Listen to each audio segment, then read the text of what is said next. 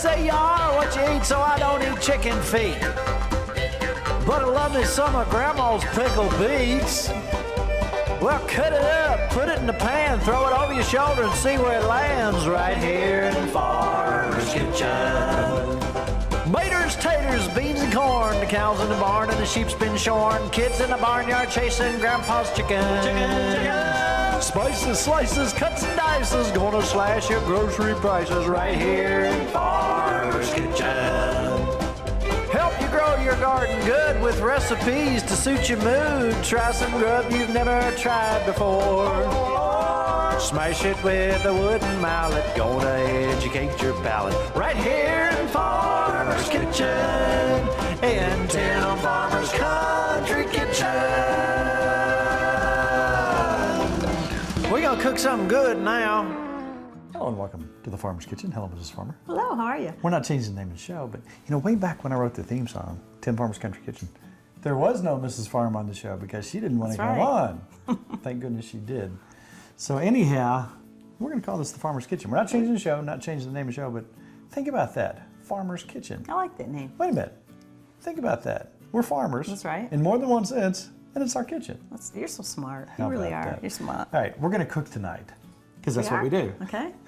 Now, these recipes can be done with other things. If you don't like to hunt and fish, we do. Right. That resource out there is amazing. Tonight we're going to cook some rabbit. If Yummy. you've never tried rabbit, or you can't find rabbit, you can do this with chicken. But rabbit is beautiful, it's wonderful, whether it's domestic or hunted. It's delicious. It's absolutely wonderful.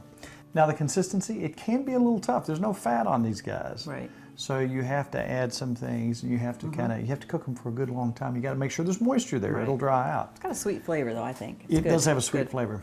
Rabbits have been domesticated for literally thousands of years. The Romans used to have little courtyards Really? where they raised rabbits. They were that infatuated Really? with rabbit meat.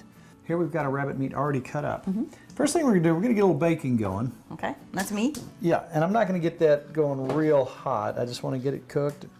I want mainly the fat and the salt and the flavor from this bacon. This is uncured bacon. That means no nitrates.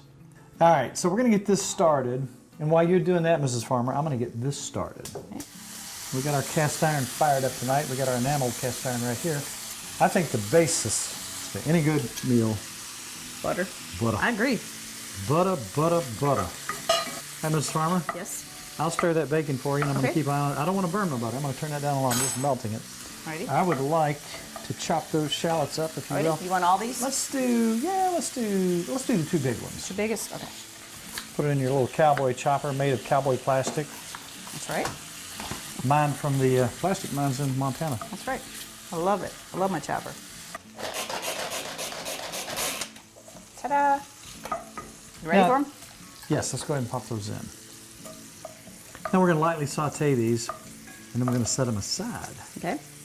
So not too long ago we were talking about if you had to buy a fresh fish. Right. For example, the striper that we catch and love to eat. Oh yeah. $218 Wow. for an 11-pound striper. Yeah. Wow. This resource that we have is awesome and fantastic and wonderful. Tonight we're also going to make a dip that's absolutely wonderful. And we're going to make another dish that is just fantastic. You know, a lot of times people say, how in the world are you ever going to have enough ideas? You're going to run out of stuff to cook. We're adventurous eaters. Every time we go out to eat, last night I had some duck. Yeah. And I started thinking, how did they do this? So I tried to break it down in my head. What are these tastes that I'm getting? Right. And I think I got it. We're You gonna wanted experiment- more, yes. Yeah. We're going to experiment tonight because most of the time when you get duck in a restaurant, you get a tiny Yeah. little hunk. So we're going to show you something with duck. Now, any of these recipes you can do, you can use alternate meats if you want. But there are places around where you can buy duck and rabbit and things like this. If you Yeah. look and dig just a little bit, there are places you can go.